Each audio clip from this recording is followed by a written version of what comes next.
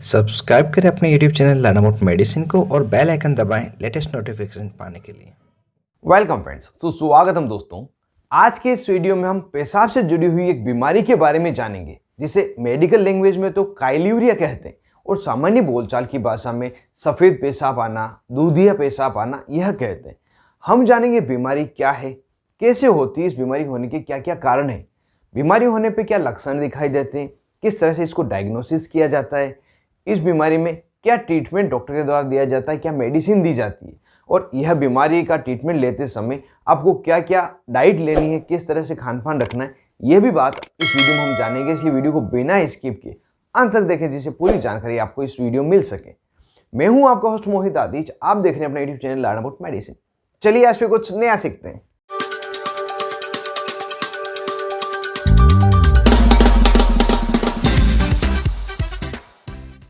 Hello friends, नमस्ते दोस्तों। काइल्यूरिया एक ऐसी स्थिति है जिसमें हमारे पेशाब में दूध जैसा पदार्थ आने लग जाता है जिससे पेशाब का रंग सफ़ेद हो जाता है और यहाँ पे सिर्फ पेशाब का रंग ही बदलता है, पेशाब में गाढ़ापन नहीं बदलता।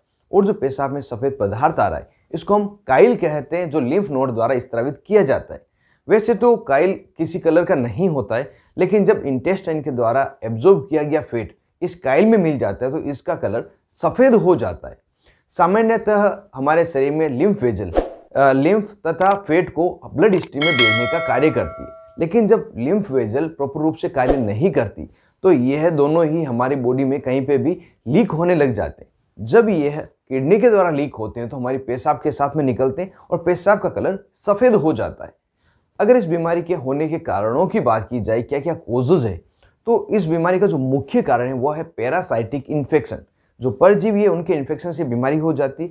इसके अलावा बिना इन्फेक्शन भी बीमारी हो जाती है। उसमें कुछ स्थितियाँ हैं, जैसे किसी का एब्डोमिनल सर्जरी हुई हो, कोई पेट में चोट लग गई हो, कोई प्रेग्नेंट वुमन हो या कोई व्यक्ति हो जिसको डायबिटीज़ मधुमेह की बीमारी हो, तो इन सभी में यह समस्या हो सकती है।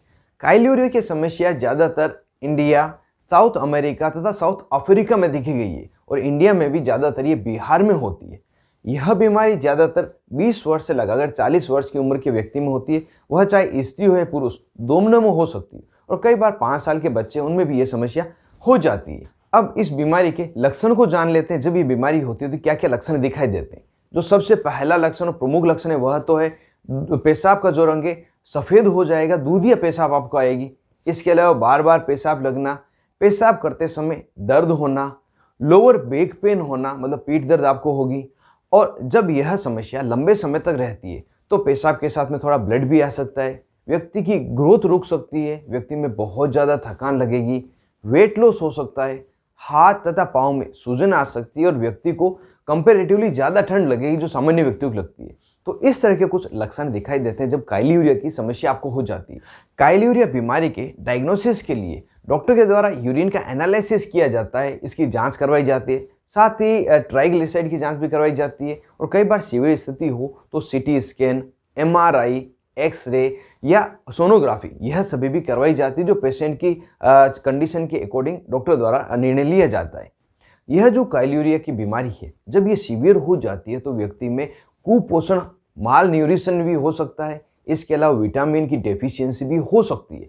इसलिए समय रहते डॉक्टर से कंसल्ट करना बहुत ज़्यादा आवश्यक है और ट्रीटमेंट लेना बहुत ज़्यादा ज़रूरी है।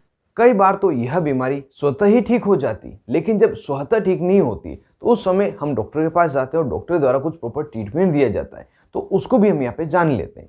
डॉक्टर द्वारा यहाँ पर 2 से 3 अलग अलग प्रकार की दवाइयाँ दी जाती है, जिसमें जो मुख्य दवा है वह है एंटी पैरासाइटिक टेबलेट्स, जिसमें एल्बेंडाजोल टेबलेट हो सकती है, आइवरमेक्टिन टेबलेट हो सकती है। इन दोनों में से कोई भी एक टेबलेट दी जाती है। इसे प्रतिदिन एक टेबलेट या एक दिन छोड़कर एक दिन एक टेबलेट लेने की डॉक्टर द्वारा सलाह दी जाती है, जो पेशेंट की कंडीशन पे डिसाइड की जाती है।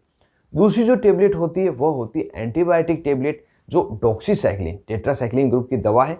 यह दी जाती है 100 मिलीग्राम का कैप्सूल एक सुबह तथा एक शाम को दिया जाता है।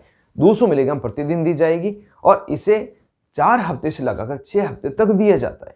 और कुछ मरीजों में एक और दवा दी जाती है जो है एजिटिमाइड दवा, जो हमारे इंटेस्टाइन के द्वारा फैट एब्जॉर्ब किया जाता है, कोलेस्ट्रॉल एब्जॉर्ब किया जाता है, उस एब्जॉर्प्शन को रोकने का कार्य करती है।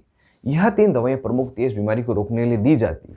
इस बीमारी में मरीज को काफ़ी कमजोरी आ जाती है, इसलिए कमजोरी को दूर करने के लिए डॉक्टर द्वारा आईवी फ्लूइड भी दिया जाता है, जिसमें RL, DNS, D5% ये सभी होते हैं। यदि कोई डायबिटिक का पेशेंट है, उसे डेक्सट्रोज की प्रिपरेशन नहीं दी जाती और बाकी अदर को कोई भी लगाई जाती है। सामान्यतः यह ट्रीटमेंट देने पर 70% मरीजों में बीमारी ठीक हो जाती है, लेकिन यदि यह ट्रीटमेंट देने के बाद भी बीमारी ठीक नहीं हो तो उनमें कुछ इंस्टिलेशन किए जाते हैं, जैसे कि पोविडोन आयोडीन, जिसे बीटाडीन के नाम से जानते हैं, इस सॉल्यूशन का इंस्टिलेशन किया जाता है। सिल्वर सल्फर डायजीन सॉल्यूशन का इंस्टिलेशन किया जाता है, जिससे कि एक बार ब्लेडर धुल जाए, जिससे इसमें 90% जो पेशेंट है उनमें अच्छा फ़ायदा हो जाता है। और फिर भी अगर फ़ायदा नहीं होता, फिर लास्ट में डॉक्टर द्वारा सर्जरी की सलाह दी जाती है। इस तरह से इस काइलियूरिया बीमारी का ट्रीटमेंट किया जाता है।